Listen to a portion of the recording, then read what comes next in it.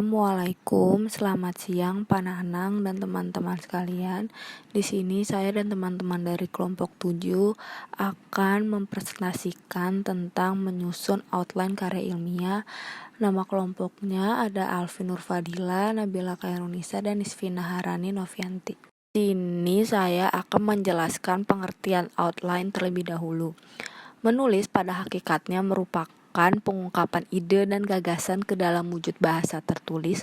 Ide, gagasan, atau materi yang ada di pikiran tentunya sangat banyak, baik yang sudah diungkapkan maupun yang masih berupa sekelebat-kelebet pikiran yang harus dikembangkan.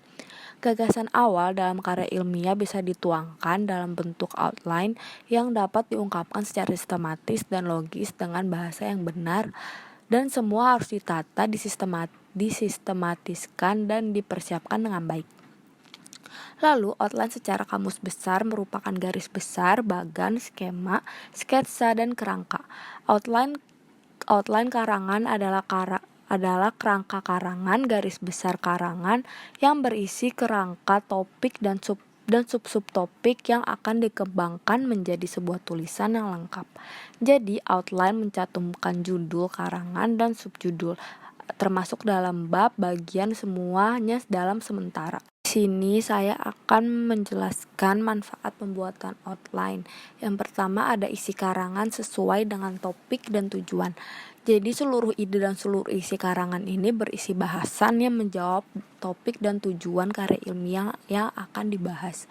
Lalu yang kedua, ada isi karangan tersusun secara logis dan sistematis.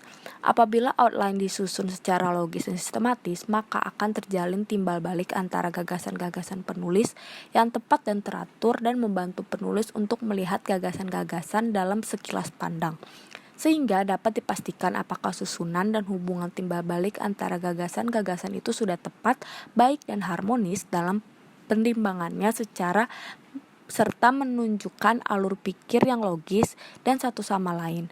Itu merupakan satu kesatuan yang saling berhubungan dalam pembuatan outline.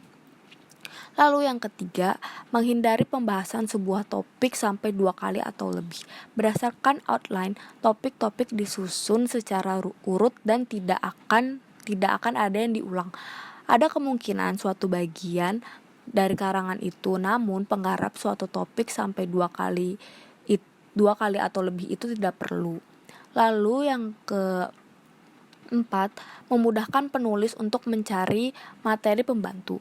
Dengan mempergunakan perincian dalam outline, penulis dengan mudah akan mencari data-data atau fakta-fakta untuk memperjelas dan membuktikan pendapatnya. Lalu yang kelima, memudahkan penulis untuk menyusun karangan. Topik-topik yang akan dibahas saat dituangkan dalam bab-bab, sub-bab, dan atau topik-topik bawahannya. Sehubungan dengan hal itu, penulis tidak harus menyusun karangan urut dari bab yang harus didahulukan sampai bab akhir, tetapi bisa menyusun berdasarkan bab-bab atau sub-bab yang dikuasai, mengingat bahan data, informasi, dan lain sebagainya atau acuan yang sudah tersedia. Jadi penulis bisa saja menyelesaikan bab 3 dulu sebelum menyelesaikan bab 2, tergantung data dan informasi yang ada. Lalu yang terakhir, memudahkan pembaca mengetahui garis besar isi keseluruhan karangan. Outline merupakan miniatur dari sebuah karangan. Jika pembaca ingin memahami bagian-bagian atau ide-ide tertentu, dapat melihat bagian-bagian outline.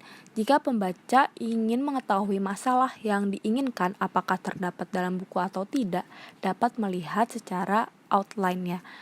Seperti itu.